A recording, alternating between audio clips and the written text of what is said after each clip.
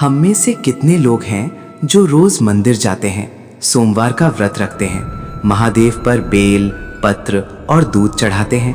शायद हम सब। लेकिन हम में से कितने लोग हैं जो ये सब करते हुए भी अंदर से दुखी हैं, जिनकी परेशानियां खत्म होने का नाम नहीं ले रही हैं? और फिर मन में एक सवाल आता है, महादेव, मैं तो आपकी इतनी भक्ति करती हूँ, फिर ये दुख मुझे ही क्यों? गलती महादेव की नहीं है, गलती आपकी पूजा में नहीं है, गलती आपके चरित्र और आपके रोज के व्यवहार में है। वीडियो शुरू करने से पहले एक छोटी सी बात समझते हैं। मान लीजिए आपके पास एक सोने का घड़ा है, लेकिन उसके तले में एक बड़ा सा छेद है। अब आप उसमें गंगा जल भरो, दूध भरो या अमृत भरो, क्या वो भरेगा? नहीं ना, वो खाली ही रहेगा। हमारी जिंदगी भी वही घड़ा है और हमारे पाप वो छेद हैं। हम ऊपर से राम राम और ओम नमः शिवाय का जाप को डालते हैं, लेकिन नीचे से हमारे कर्म सारा पुण्य बहा देते हैं। कैसे? आइए मैं आपको विस्तार में समझाती हूँ। हमारी भक्ति सिर्फ मंदिर की सीढ़ियों तक सीमित रह गई है। आप महादेव के सामने हाथ जोड़कर कहते हैं, प्रभु सबका भला करो, और मंदिर से बाहर निकलते ही पहला काम हम क्या करते हैं? जहाँ चार लोग मिल गए वहाँ तीसरे की चुगली शुरू।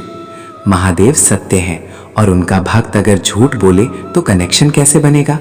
हम दुकान पर बैठकर ग्राहक को लूटते हैं, ऑफिस में झूठ बोलकर छुट्टी लेते हैं और घर आकर वही पैसा मंदिर में दान करते हैं। सोचिए, चोरी और झूठ के पैसे से खरीदा हुआ प्रसाद महादेव कैसे स्वीकार करेंगे? और सबसे बड़ी बात, महादेव को हम जगत पिता कहते हैं, लेकिन जो इंसान अपने घर के पिता और बुजुर्गों का आदर नहीं कर सकता, उन पर चिल्लाता है, उन्हें इग्नोर करता है, वो कैलाश वाले पिता को कैसे खुश कर लेगा? अगर आप किसी गरीब या परेशान इंसान को देखकर हंसते हैं या उसकी मदद करने की जगह वीडियो बनाते हैं, तो याद रखना, आप शिव जी की ही बेइज्जती कर रहे हैं, क्योंकि शिव तो हर कण कण में बसे हैं। महादेव का एक सबसे प्रिय नाम है पशुपतिनाथ। पशु का मतलब सिर्फ जानवर नहीं, जीव होता है। वो सारे जीवों के नाथ हैं, उनके रक्षक हैं।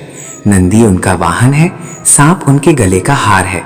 अब जरा सोचिए, एक तरफ आप पशुपतिनाथ की जय जयकार करते हैं और दूसरी तरफ आप उन्हीं के पशु को मारकर खा जाते हैं।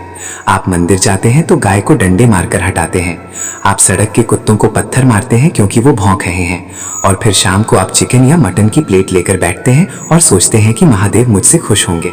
एक बहुत पुरानी कहावत है, जिसके पेट में दूसरे जीवों की कब्र बनी हो, उसके दिल में ईश्वर का मंदिर कैसे बन सकता है? आप एक पिता के बच्चों को काटकर उस पिता से उम्मीद करते हो कि वो आपको आशीर्वाद देगा। महादेव भोले हैं, पर वो मूर्ख नहीं है। आप लाख रुद्राभिषेक कर लीजिए, लेकिन अगर आपके दांत किसी बेजुबान के खून से रंगे हैं तो वो जल शिवलिंग पर नहीं, सीधा नाली में जा रहा है।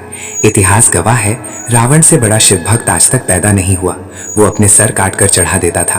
तांडव स्तोत्रम उसने लिखा, लेकिन क्या महादेव ने रावण को बचाया? नहीं, क्योंकि रावण के पास भक्ति तो थी, पर दया और चरित्र नहीं था। उसने पराई स्त्री का अपहरण किया, अहंकार किया।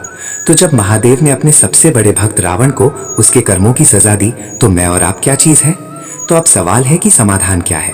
क्या पूजा करना छोड़ दें? बिल्कुल नहीं, बस पूजा के साथ साथ अपना कर्म सुधार लीजिए। पशुपतिनाथ के भक्त हैं तो जीव दया अपनाइए। मांस मदिरा छोड़कर देखिए, आपका गुस्सा और बेचैनी अपने आप शांत हो जाएगी। घर के बड़ों का आदर करें और झूठ बोलना कम करें। जिस दिन आपका व्यवहार शिव जैसा हो गया, शांत, स्थिर और दयालु, उस दिन आपको मांगने की जरूरत नहीं पड़ेगी। महादेव बिना मांगे ही सब कुछ देंगे।